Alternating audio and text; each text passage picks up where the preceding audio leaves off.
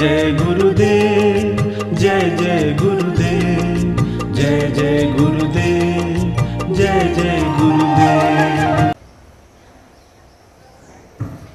श्रीमद् करुणा सागर महाराज की जय। श्री कैवल धाम की जय। श्री अविचल दास जी महाराज की जय।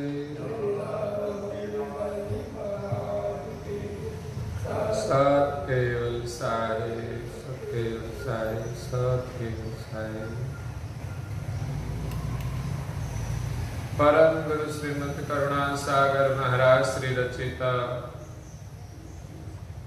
पंचम स्वसंवेद यानी पंचम सूक्ष्म वेद निजपति परम प्रभाव स्कंद है चौथा और चौपाई नंबर है 57।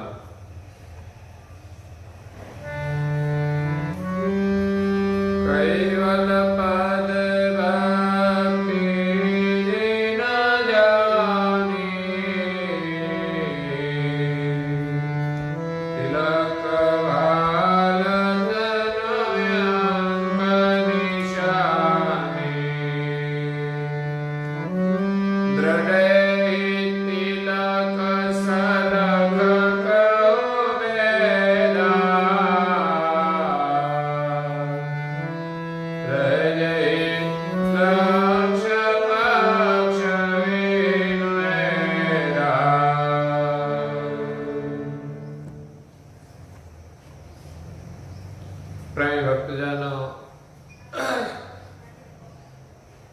ज्ञान संप्रदाय के आद्य स्थापक अनंत ब्रह्मांडाधीश विश्व नियंता कैवल कर्ता के परम विशेष अंश सकर्ता सत कैवल का महाद सजान जान अलौकिक दिव्य स्वरूप को अनंत न्यायों से प्रत्यक्ष प्रमाण से स्व अनुभव से प्रतिपादन करने वाले अनंत अंशों के तारणहार कैवल धर्म धुरंधर नव बुद्धि के सागर महान समर्थ परम श्रेष्ठ परम विभूतिवान परम दयालु परम कृपा निधि सर्वज्ञ दिव्य परम गुरु श्रीमद् करुणा सागर जी महाराज स्वरचित पंचम स्वसंवेद ग्रंथ में चौथे स्कंद की 57वीं चौपाई में निजपति परम प्रभाव स्कंद में भाल तिलक की महिमा का वर्णन करते हुए कहते हैं कि कैवल पद भक्ति जिनु जानी तिलक भाल तनु अंक निशानी। जो अंश निज सदगुरु के शरण में आते हैं सदगुरु के पास हमें निज लक्ष्य की प्राप्ति होती है। सदगुरु हमें निज लक्ष्य प्रदान करते हैं, निज लक्ष्य की गति प्रदान करते हैं कि हम कौन है, हमारे कर्ता कौन है और इस लक्ष्य की प्राप्ति के लिए हमारे सिर पर तिलक धारण करने को कहते हैं। क्या आप अपने सिर पर ये तिलक धारण करके यही नमूने निज पद की प्राप्ति करोगे? यही नमूने निज पद संचर ही। अमर मंत्र से हमें निज लक्ष्य देते हैं और उनके साथ एक तिलक का प्रतीक भी देते हैं। तो भाल तिलक का जो स्वरूप है वो अलौकिक है। तिलक भाल तन अकल अनुपा। भाल तिलक की गति अकल और अनुपम है, क्योंकि हमारा स्वरूप भी अनुपम है। विसर गए निज स्वरूप अनुपा। हमारा अनुपम स्वरूप जो हम संसार के विषय विलास में भूल गए हैं, उनकी पुनः स्मृति के लिए भाल तिलक करने को कहा है। और भाल तिलक की जो गति है, उनकी समझ भी हमें प्राप्त करनी होगी। दिव्य परम गुरु जी भाल तिलक करने को कहते हैं और साथ साथ में भाल तिलक की गति कैसी है उनकी समझ भी देते हैं। भाल तिलक करने को क्यों कहा? कि संसार में सभी अंश जो आए हैं वो भाल तिलक गति से ही आए हैं। इसलिए यहां से हमें कैवल पद में जाना हो तो भाल तिलक गति हमें प्राप्त होगी, तब ही हम कैवल धाम में जा सकते हैं। परम गुरु के ज्ञान के अनुसार जो कैवल कर्ता की भक्ति करने को जानते हैं, उनके सिर पर अवश्य ही भाल तिलक का प्रतीक होगा। परम गुरु जी के शरण में आकर जिसने मंत्र दीक्षा ली और परम गुरु जी का ज्ञान श्रवण करके उनको भाल तिलक की समझ आई,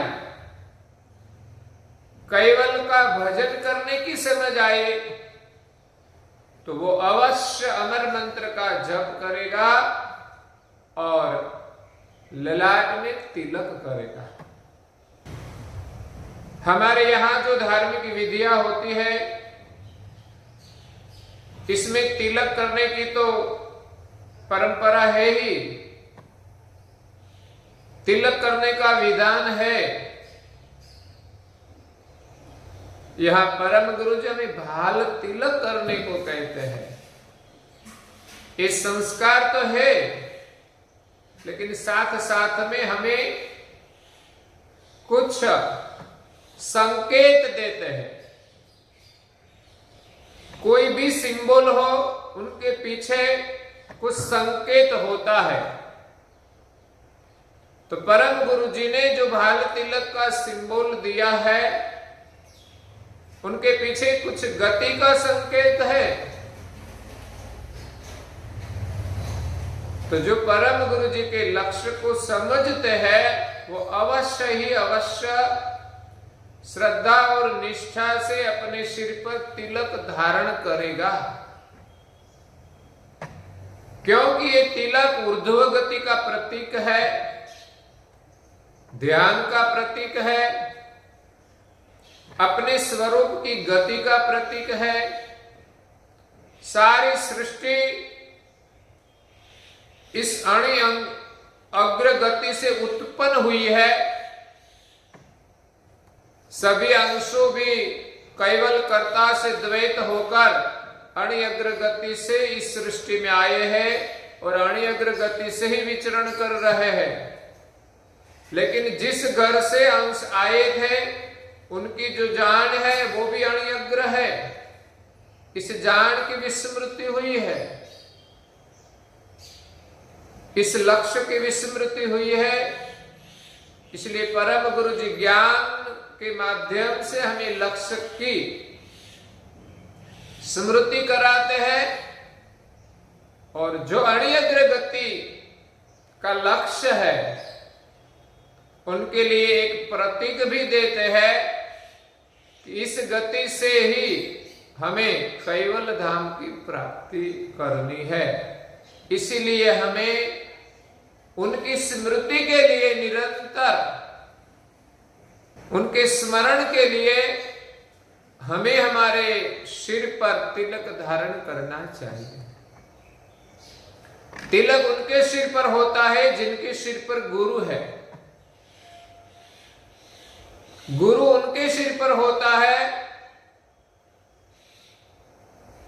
जो गुरु हमें सृजनहार की पहचान कराते हैं। सिर्फ बातें नहीं, लेकिन जिनके पास सृजनहार की गति का अनुभव है, ऐसे गुरु ही हमें एक गति प्रदान कर सकते हैं।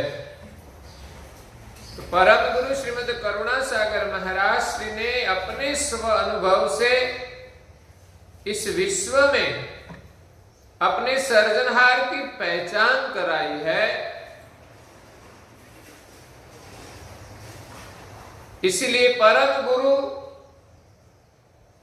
सभी अंशों के गुरु है, और हमारे सिर पर जो गुरु है, उनका जो ज्ञान है, उनका जो लक्ष्य है, उनका हम तिलक धारण करते हैं, जो हमें सृजनहार की पहचान कराते हैं।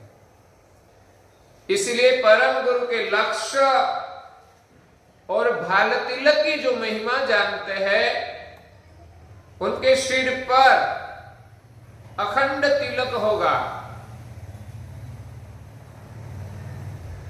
आगे भी मैंने एक भजन गाया था तिलक के विषय में। इसमें कहा था कि गुरुगम की भाल जेरे भाल तिलक अखंड है। जो हमें गुरुगम की पहचान कराते हैं, ये भाल तिलक की गति है। वो भाल तिलक अखंड है। ये कोई सिर्फ बाह्य सिंबल नहीं है। तो परम गुरु जी कहते हैं कि कैवल पद भक्ति जिन जानी, कैवल पद को पाने की जो भक्ति है, वो जिसने ज्ञान से जानी, तिलक बाल तनु अंक निशानी। उनके सिर पर परम गुरु जी की आज्ञा के अनुसार अवश्य भाल तिलक होगा। भाल तिलक करना एक श्रद्धा का भी प्रतीक है कि गुरु जी के वचनों में हमें कितनी श्रद्धा है।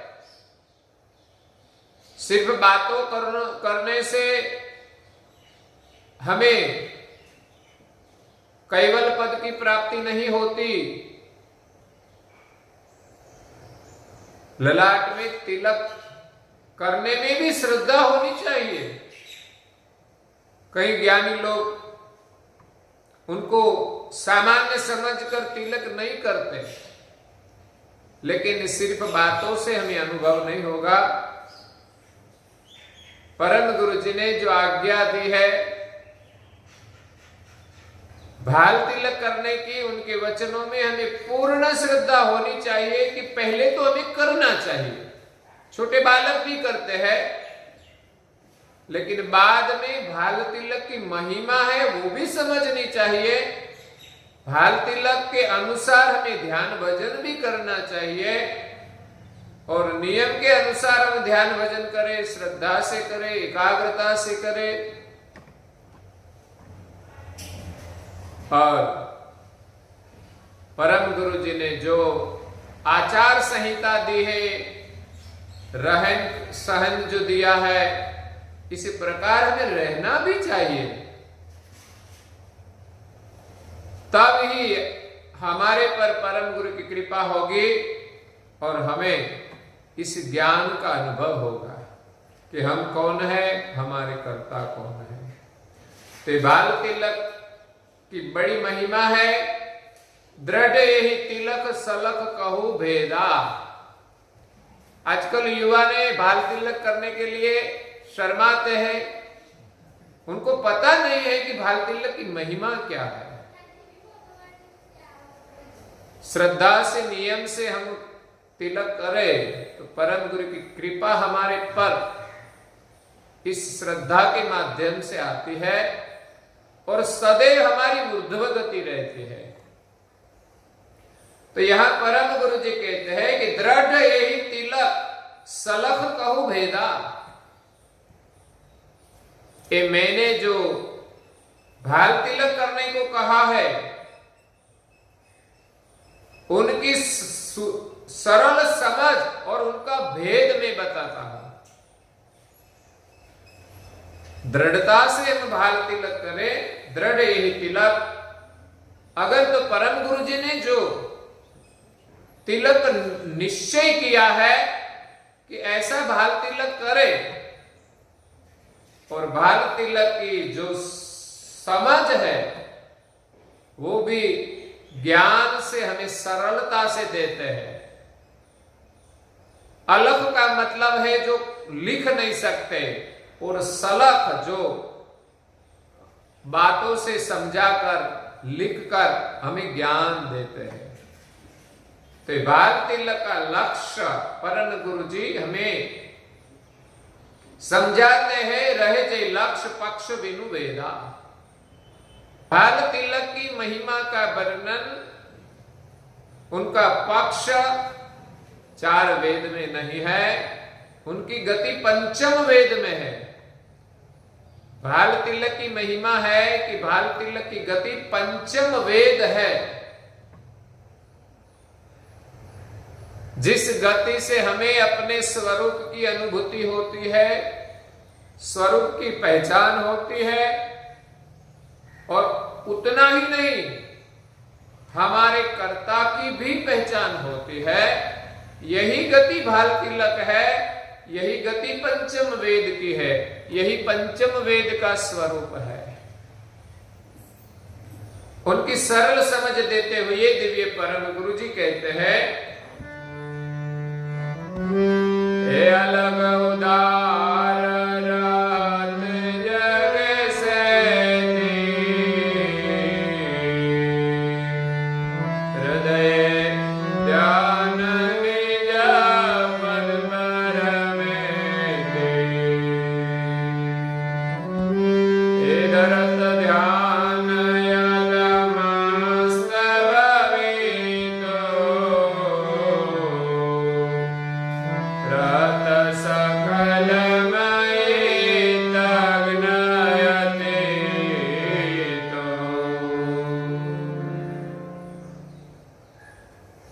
अलग उदार रहत जग से थी।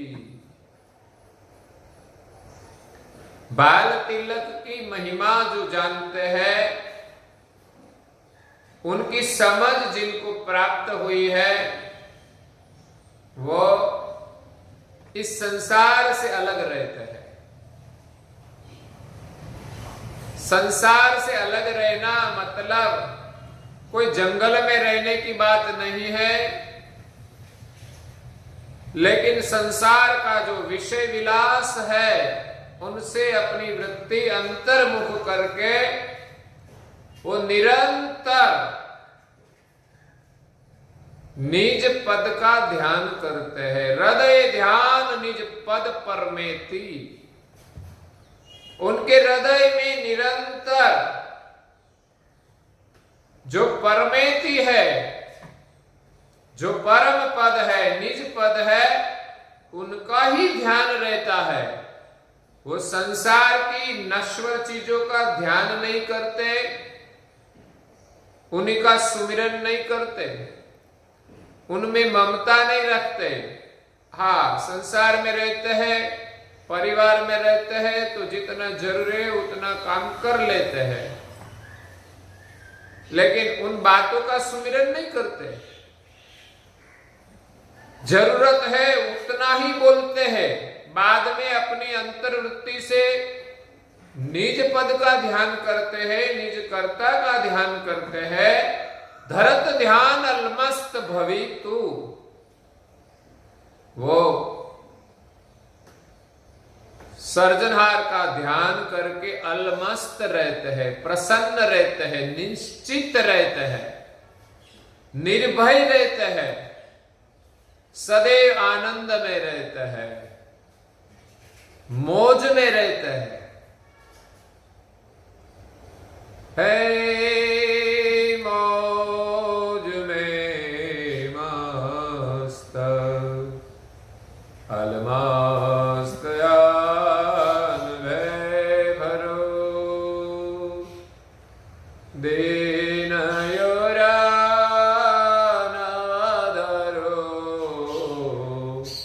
हे भिन्न भागी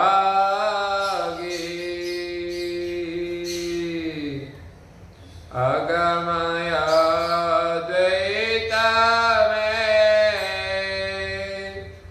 द्वैत एकतापनो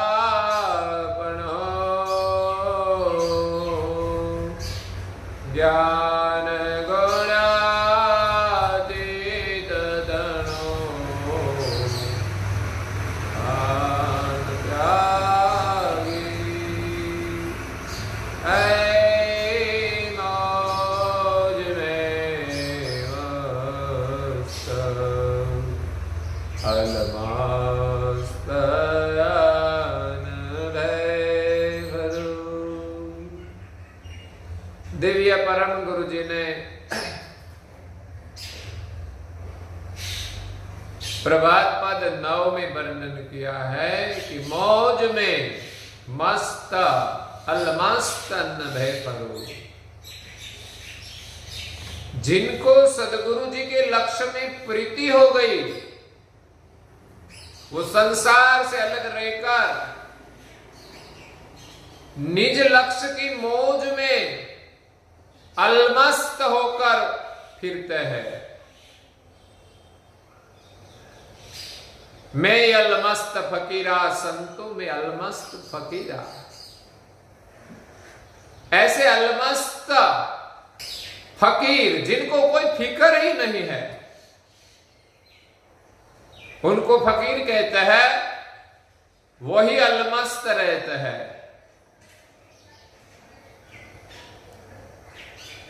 और मस्ती में रहना वो कोई सामान्य बात नहीं है। प्रभु के सुमिरन में जिनको प्रीति हो गई, निरंतर जिनके हृदय में हरि का सुमिरन चलता है, वही मस्ती में रहता है। संसार में मस्ती टिकने वाली नहीं है। संसार की जो मौज है वो हमेशा हमें मौज में रखने वाली नहीं है। जिनको हरि की मस्ती प्राप्त हो गई सदगुरु की कृपा से, वही मौज अखंड है। मौज में मस्त अलमस्त अनभे फरू। वो मौज में अलमस्त रहते हैं और निर्भयता से विचरण करते हैं। निर्भयता, जिनको कोई भय नहीं है, ऐसा आनंद जिनको मिले वही निर्भय रह सकते हैं। जैसे बुद्ध को ऐसे निर्भय आनंद की प्राप्ति हुई, तो उसके सामने अंगुलीमाल जैसा राक्षस आया, फिर भी उनके चेहरे पर भय की कोई रेखा नहीं थी। मीरा को ऐसा निर्भय आनंद मिला कि जब राणा नंगी तलवार लेकर उसका सिर काटने के लिए आया,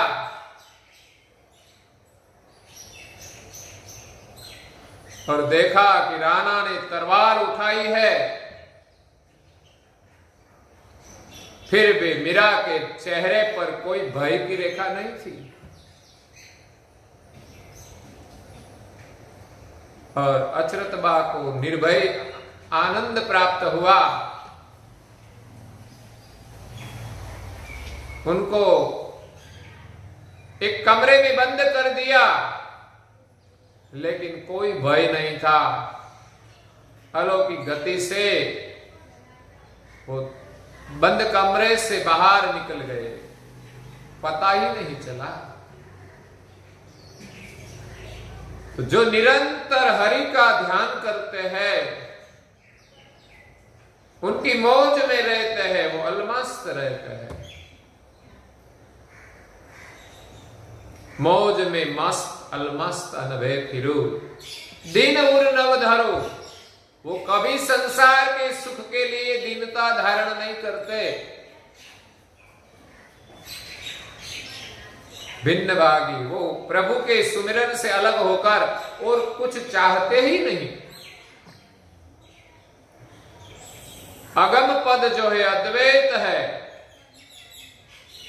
उनके साथ वो द्वैत रहकर उनका सुमिरन करते हैं। सर्जनहार अद्वैत है, हम उनसे द्वैत है,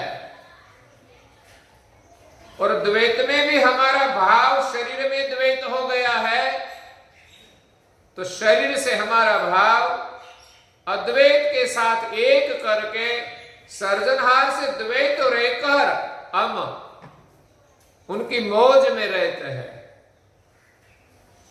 जब तक सृष्टि रहती है तब तक हम सर्जनहार से द्वैत रहकर अद्वैत की मौज में अलमस्त रहते हैं। तो ये है भाल तिलक की गति, भाल तिलक का लक्ष्य, जो वेदों में भी नहीं है कि हम द्वैत रहकर अद्वैत के साथ एकता करके हम अलमस्त रहे मौज में।